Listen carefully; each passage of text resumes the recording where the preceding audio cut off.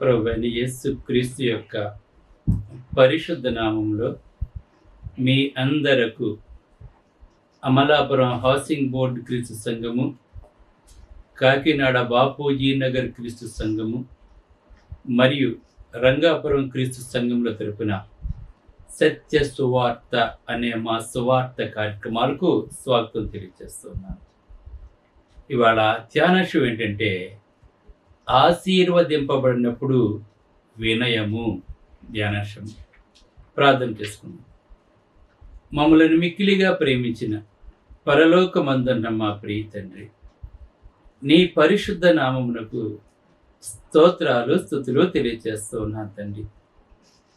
ఆశీర్వదింపబడినప్పుడు క్రైస్తవుడు ఎలా ఉండాలో ఈ ప్రసంగం ద్వారా తెలియజేస్తూ ఉండగా నాయన, నీవే నాతో ఉండి మాట్లాడమని యేసు క్రీస్తు యొక్క అతి పరిశుద్ధ నామములో ఈ ప్రార్థన చేయుచున్నాను తండ్రి. ఆమేన్. దేవుడు మనులను ఆశీర్వదించినప్పుడు మనం ఎలా ఉండాలి? ఇవాళ ధ్యానాంశం. ఇక్కడ ఇశ్రాయేలుకి దేవుడు ఏం చెప్తున్నాడో ఒకసారి మనం విందాం. ఎందుకంటే ఒక్కొక్కసారి మనం ఎలా ప్రవర్తిస్తామంటే అంతా మన వల్లే, అంతా నా వల్లే అని ప్రవర్తిస్తూ ఉంటాం. అందుకే దేవుడు ముందుగానే హెచ్చరిక చేస్తున్నాడు ఇశ్రాయేలు ప్రజలకు. ఏమని చేస్తున్నాడంటే, ద్వితీయోపదేశ కాండము 9వ అధ్యాయము 4-5 వచనాలు చదివినట్లయితే, నీ దేవుడైన యెహోవా నీ ఎదుట నుండి వారిని తోలివేసి తరువాత నేను ఈ దేశమును స్వాధీనపరుచుకున్నట్లుగా అన్నాడు. అంటే ఏ పాలు తేనెలు ప్రవహించే దేశమైతే తన ప్రజలకు ఇస్తారని చెప్పాడు దేవుడు, ఆ దేశం వీళ్ళకి ఇవ్వాలంటే ముందు అక్కడ ఉన్న వాళ్ళని వెళ్ళగొట్టేయాలి బయటికి. అక్కడ ఎప్పటి నుంచో నివాసం ఉన్నటువంటి అనర్హమైనటువంటి దేవుని సేవించినటువంటి ప్రజలను బయటికి వెళ్ళగొట్టేయాలండి. అందుకే నేను వారిని తోలివేసిన తర్వాత నేను ఈ దేశమును స్వాధీనపరుచుకున్నట్లుగా యెహోవా నా నీతిని బట్టి నన్ను ప్రవేశపెట్టని అనుకోవద్దు. ఆ ప్రజలను అక్కడి నుంచి తోలివేసిన వాడు ఎవరు? అక్కడ ఆ ప్రజలు ఉండటానికి అర్హులు కాదు. వారు దేవుని ఆశ్రయించిన వారు కాదు, దేవుని ప్రేమించిన వారు కాదు, దేవుని యొక్క మాట విన్నవారు కాదు, దేవుని విసర్జించిన ప్రజలు వాళ్ళ ఆ మంచి దేశంలో ఉండటానికి అనర్హులు.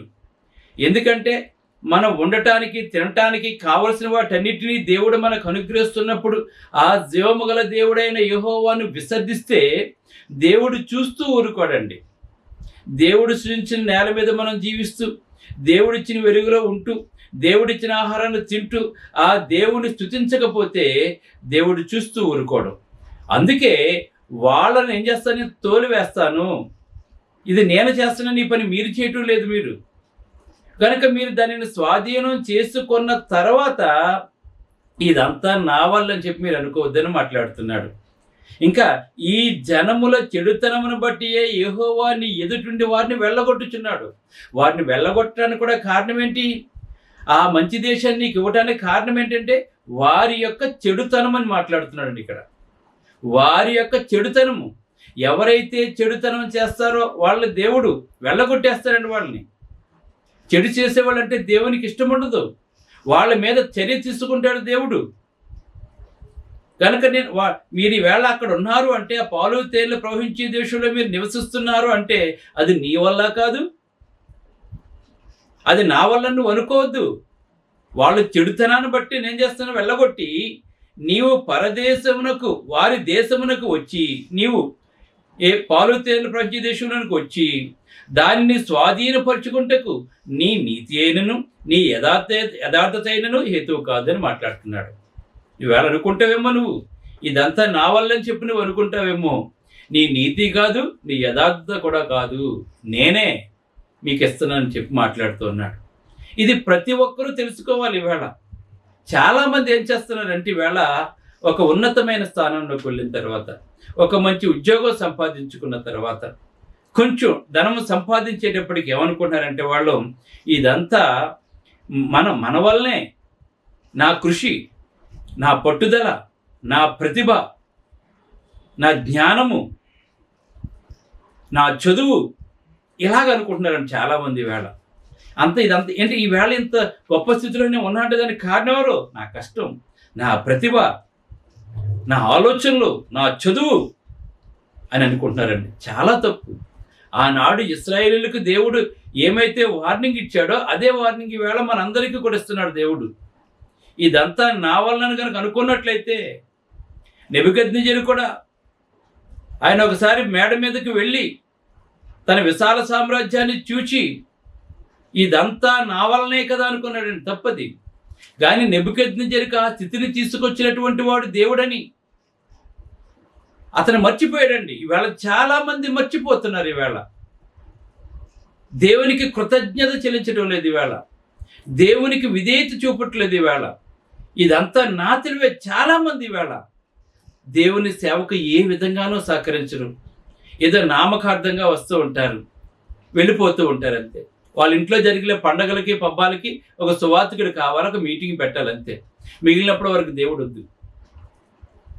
ఎంత ఘోరంగా ప్రవర్తిస్తున్నారంటే అనేక మంది వేళ చాలా ఘోరాతి ఘోరంగా ప్రవర్తిస్తూ ఉన్నారు. కనుక మన ఆశీర్వాదాలు రావటానికి కారణం మనం అని చెప్పి మనం అనుకోకూడదు. ఇశ్రాయేలు అలాగే అనుకున్నారు. కానీ వారికి తెలియని విషయం ఏంటంటే దేవుడు మాట్లాడుతున్నాడు. ఏమని మాట్లాడుతున్నాడంటే, వీరి ఆశీర్వాదాలకి కారణం వారి పితరులను సంగతి మర్చిపోయారండి వాడు. ఎందుకంటే దేవుడు అబ్రహాంను ఆశీర్వదించాడు, ఇస్సాకును ఆశీర్వదించాడు, యాకోబును ఆశీర్వదించాడు దేవుడు. వాళ్ళను బట్టి ఇశ్రాయేలుని దేవుడు కాపాడుకుంటూ వస్తున్నాడు. కానీ వాళ్ళు ఏమన్నారంటే, వీళ్ళు ఇదంతా నా ప్రతిభ, నా కష్టం అని మాట్లాడుతున్నారు. వాళ్ళను బట్టి దేవుడు వీళ్ళని ఆశీర్వదించడం సంగతి మర్చిపోతున్నారు. ఈవేళ చాలామంది సంఘాన్ని సరిగా నడిపిస్తూ, సంఘాన్ని సరైన మార్గంలో నడిపిస్తూ, వారి ప్రతి అక్కర గురించి దేవునికి తెలియజేస్తూ, వారి కష్ట సుఖాల్లో పాల్పంచుకుంటూ సంఘం అభివృద్ధి చెందడానికి ఎంతో కృషి చేస్తున్నటువంటి సువార్తకుని వేళ చాలామంది ఏం చేస్తుంటారంటే సరైన విలువరని. ఎందుకంటే మేము చదువుకున్నాం, మాకు ఉద్యోగం వచ్చింది, మాకు కదా, నువ్వు చదువుకున్నావు, నీ ఉద్యోగం వచ్చింది, నీకు అంతే. కృతజ్ఞత దేవునికి నీకు. మోషేని దేవుడు ఎందుకు ఎన్నుకున్నాడు? దేవునికి ఇశ్రాయేలు ప్రజల మీద ఎన్నిసార్లు కోపం వస్తే మోషే చెప్పి ఎన్నిసార్లు ఆఫ్ చేయించాడు గమనించండి ఒకసారి. వాళ్ళని చంపేసి నీ గర్భంలోంచి మొత్తం అందరినీ కూడా మళ్ళీ పుట్టిస్తానని చెప్పినప్పుడు అలా చేయొద్దు ప్రభు అని మాట్లాడాడు. ఈవేళ మీ తరపున సువార్తికుడు వేడుకుంటూ ఉంటాడు దేవునికి, అందరూ బాగుండాలని చెప్పి కోరుకుంటూ ఉంటారు. కానీ ఎప్పుడైనా ఇశ్రాయేలు ప్రజలు మోషేని గుర్తించారా? పైగా ఆయన మీద తిరుగుబాటు చేశారండి. కృతజ్ఞత లేని వారుగా వాళ్ళు జీవించారని వాళ్ళు. అందుకే మోషే ఇశ్రాయేలుతో ఇలాగ అంటున్నాడు, దైవశక్తి వారికి ఆశీర్వాదాలు తెచ్చిపెట్టుదని మాట్లాడుతున్నాడండి. మీరు ఈవేళ ఎలా ఉంటారని కారణం అంటే దేవుని యొక్క శక్తి అని మాట్లాడుతున్నాడు. ఆశీర్వదింపబడినప్పుడు మనం దేవుణ్ణి గౌరవించడం నేర్చుకోవాలి. చాలామంది గౌరవించడం నేర్చుకోవట్లేదండి దేవుణ్ణి. చాలామంది వేళ అంతెందుకు, మొదటి సమూయేలు గ్రంథం 2వ అధ్యాయం 9వ వచనం చూసినట్లయితే, ఏలి యాజకుడిగా ఉన్నాడు. వాళ్ళ పిల్లలు దేవుని మందిరంలో సేవ చేయాలి. అయితే లేవి గోత్రం కానీ యాజకులు కానీ వాళ్ళు ఏ పని చేయరు కనుక, దేవుని మందిరంలో దేవునికి సేవ మాత్రమే చేస్తారు కనుక, వాళ్ళ బ్రతకటానికి దేవుడు ఇశ్రాయేలు ప్రజల్ని కానుకలు ఇమ్మని చెప్పాడు. వారు తీసుకొచ్చే బలుల్లో వాళ్ళు తినడానికి ఆహారంగా ఏమి ఇవ్వాలో కూడా దేవుడు తెలియజేశాడు. కనుక దేవుడు వారికి తెలియజేశాడు కనుక దేవుని యొక్క ఆజ్ఞ చెప్పున దేవాలయానికి వచ్చిన ప్రతి ఒక్కరూ కూడా యాజకులు బ్రతకడానికి కావాల్సింది వాళ్ళకి ఇస్తున్నారండి. చక్కటి ఆహారం దొరుకుతుంది. వాళ్ళ ఒక మంచి జీవితాన్ని జీవించడానికి దేవుడిచ్చిన ఆజ్ఞ ఆ కొంతమంది ఇశ్రాయేలు ప్రజలు ఆచరించినప్పుడు, అయితే ఏలీ కుమారులు ఏం చేశారంటే దేవుని మాట వినలేదండి వాడు. ఎందుకని? వాళ్ళు ఆశ్చర్యపడిపోయారండి. వాళ్ళకి కావాల్సినవన్నీ దొరుకుతున్నాయి, తినడానికి దొరుకుతున్నాయి, సంతోషించడానికి దొరుకుతున్నాయి, వాళ్ళకి అన్ని సమస్తము సమకూడి జరిగిపోతున్నాయండి. అయితే వాళ్ళు దేవుని ఎప్పుడైతే ఆశీర్వాదాలు వచ్చినాయో, ఎప్పుడైతే వారికి కావలసిందంతా సమకూరుతుందో దేవుణ్ణి విసర్జిస్తాడు మానవుడండి. దేవుణ్ణి ఎదిరించడం కూడా మొదలు పెడుతూ ఉంటాడండి. అయితే ఇక్కడ ఉన్నది ప్రధాన యాజకుడు ఎవరు? ఏలి. వాళ్ళ కుమారులకి చెప్పాలి. దేవుడు చెప్పాడు, నీ కుమారులను నాకంటే హెచ్చిస్తున్నావు అని చెప్పాడు. వినలేదండి, సరైన చర్య తీసుకోలేదండి బిడ్డల మీద. అయితే ఇక్కడ మాట్లాడుతున్నాడు, నీవు నాకంటే నీ కుమారులను గొప్ప చేయుచున్నావు. దేవునికి ఇష్టం ఉండదండి. ఈవేళ మనం మన పిల్లల కొరకు లెక్కలేనంత ఖర్చు పెడతాం, కానీ దేవునికి ఇవ్వటానికి మనకు చేతులు రావు. దేవుని సేవకు సహకరించాం. మనం ఖరీదైన స్కూల్లో చదివిస్తూ ఉంటాం, ఖరీదైన బట్టలు కొంటూ ఉంటాం, అన్నీ ఖరీదైన చేస్తుంటాం, కానీ దేవునికి తగిన ప్రాధాన్యత ఇవ్వట్లేదు ఇవాళ చాలామంది. ఈ ఏలి తన కుమారులు ఎలాగైతే గొప్ప చేశాడో, ఈవేళ అనేక మంది క్రైస్తవులు దేవుని కంటే నాకంటే ఎక్కువగా మీరు దేనిని ప్రేమించొద్దని చెప్పినా కూడా ఇవాళ ఏం చేస్తున్నారంటే దేవుని కంటే ఎక్కువగా ప్రేమిస్తున్నారు. ఈవేళ నీ గర్భంలో బిడ్డ ఉన్నాడంటే దానికి కారణం ఆ తల్లి గర్భంలో బిడ్డని నిర్మించిన వాడు దేవుడన్న సంగతి నువ్వు తెలుసుకోలేకపోతున్నావు. నువ్వు ఆ బిడ్డలకు రూపురేఖలు ఇచ్చేటువంటి వాడు దేవుడన్న సంగతి మర్చిపోతున్నావు. ఆ బిడ్డ జీవించడానికి ఆత్మను అనుగ్రహించిన వాడు దేవుడన్న సంగతిని మర్చిపోతున్నావు. వాళ్ళు దేవుని కంటే ఎక్కువ ఇస్తున్నారు. ఇక్కడ ఏలి కూడా అలాగే చేశాడు. దేవుడు వార్నింగ్ ఇస్తున్నాడు, నీవు నాకంటే నీ కుమారులను గొప్ప చేయుచున్నావు. నా జనులకు ఇశ్రాయేలు చేయి నైవేద్యములలో శ్రేష్ఠ భాగంలో పట్టుకొనుచు. ఎందుకంటే అతను ఏలి ఇశ్రాయేలీయుల బలుల ద్వారా ఆశీర్వదింపబడి వారికి అవసరమైన వాటిని దేవుడు అనుగ్రహిస్తున్నా కూడా అతను ఏం చేశాడంటే దేవుణ్ణి వాళ్ళ పిల్లలు విసర్జించారండి. అందుకే నా జనులకు ఇశ్రాయేలు చేయి నైవేద్యములలో శ్రేష్టమైన భాగాలు పట్టుకుని నువ్వు ఆశీర్వదింపబడుతున్నావు. తీసుకుని వారు వేసిన కానుకలతో ఆశీర్వదింపబడ్డారు. కానీ వేళ నాకు ఘనత ఇవ్వటం మానేసి నువ్వు నాకంటే నీ కుమారులను గొప్ప చేస్తున్నావు అని చెప్పాడు. ఇవాళ మనం చాలా చేసే పని ఇదని, చాలా మంది చేసే పని దేవునితో సంబంధం లేదని చెప్పి మాట్లాడుతూ ఉన్నారు. అందుకే మొదటి దినవృత్తాంతం 29:12 చూసినట్లయితే ఐశ్వర్యమును గొప్పతనమును నీ వలన కొనని మాట్లాడుతున్నాడు. నిజమైన వాడైతే, దేవుని అంగీకరించిన వాడైతే, దేవునిలో ఉన్నటువంటి వాడైతే ప్రతి నిమిషము దేవునికి కృతజ్ఞతాస్తుతులు తెలియజేస్తుంటాడు. అందుకే ఐశ్వర్యమును గొప్పతనము నీ వలన కలుగును, నీవు సమస్తమును ఏలువాడు, బలమును పరాక్రమును నీ దానములు హెచ్చించేవాడు, అందరికీ బలమిచ్చేవాడు నీవని దావీదు మాట్లాడుతున్నాడు. మనం కూడా ఇలా ఉండాలి. ఇదంతా నా వల్లే అని చెప్పి అనుకోకూడదని మన ఈవేళ చాలామంది ఇలాగే ప్రవర్తిస్తున్నారండి. ఈవేళ మనం ఆశీర్వదింపబడినప్పుడు మనం ఇతరులకు కూడా మేలు చేయాలి. దేవుడు మనం తిండగా బోల్డ్ మిగులుతుంది మనకి. ఈవేళ మనం సంపాదించుకునే ఇంకా బోల్డ్ సేవింగ్స్ ఇంకా మనకు ఉంటున్నప్పుడు మనం ఏం చేయాలంటే మన ఇతరులకు కూడా మేలు చేయాలండి. మనతో పాటే పేదలు అనేక మంది మనతోటే ఉంటారు. దేవుడు మనకు వరాలు ఇచ్చినప్పుడు తీర్చుకోలేని అవసరాలు ఉన్నవారి కోసం కొంత వెచ్చించాలని చెప్పి మాట్లాడుతూ ఉన్నాడు. ఇంకా ఎఫెసీ అందుకే సమయం దొరికిన కొలదికి గలతీ పత్రిక 6లో మాట్లాడుతున్నాడు 9లో. సమయం దొరికిన కొలది అందరిలను విశ్వాస గృహములకు చెందిన వారేలను మనం మేలు చేయాలని చెప్పి మాట్లాడుతూ ఉన్నాడు. దేవుడు మనకు తెలియచేస్తున్నాడు, ఒకవేళ అలా చేయకపోయినట్లయితే, నీకు విస్తారంగా దేవుడు ఇచ్చినప్పుడు నువ్వు దేవునికి కానీ ఇతరులకు కానీ మేలు చేయకపోతే, లోకాసువార్త 12:20లో ధనవంతుడికి విస్తారమైన ఆస్తి కలిగినప్పుడు నా ప్రాణమా తినుము తాగుమన్నారు తప్ప ఏ ఒక్కరికి సహాయం చేయటం కానీ దేవుని సేవ కానీ సహాయపడలేదండి. ఆ రాత్రి చచ్చిపోయాడు. మనం అటువంటి వారిగా ఉండకూడదండి. కృతజ్ఞత లేని వారుగా మనం ఉండకూడదండి.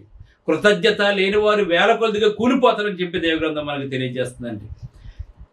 అలాగనే 106వ కీర్తన 13వ వచనం చూసినట్లయితే, ఆశీర్వదింపబడిన తర్వాత ఆయన చేసిన కార్యములను వారు వెంటనే మర్చిపోయారని చెప్పి ఇశ్రాయేలు గురించి మాట్లాడుతారు. వెంటనే మర్చిపోయారండి. ఇవాళ మానవుడు వెంటనే మర్చిపోతుంటాడు. కొంచెం మేలులు కలిగినప్పుడు దేవుని విడిచిపెట్టేస్తారు, సంఘాన్ని విడిచిపెట్టేస్తారు, సువార్తికుని మాట్లాడి ఎవరి మాట కూడా వెంటనే మోనార్కి తయారవుతూ ఉంటాడు. ఇది మంచిది కాదండి. అందుకే ఇర్మియా గ్రంథం 9:23-24 చూసినట్లయితే, జ్ఞాని తన జ్ఞానమును బట్టి అతిశయించకూడదు, అలాగనే బలవంతుడు తన బలాన్ని బట్టి అతిశయించకూడదు, సూర్యుడు తన సౌర్యమును బట్టి అతిశయించకూడదు, ధనవంతుడు తన ధనమును బట్టి అతిశయించకూడదని మాట్లాడుతున్నాడు. అతిశయించకూడదండి. వేళ చేస్తున్నాడు. వేళ నాకు బలం ఉంది, ధనం ఉంది, జ్ఞానం ఉంది, అతిశయించుకును.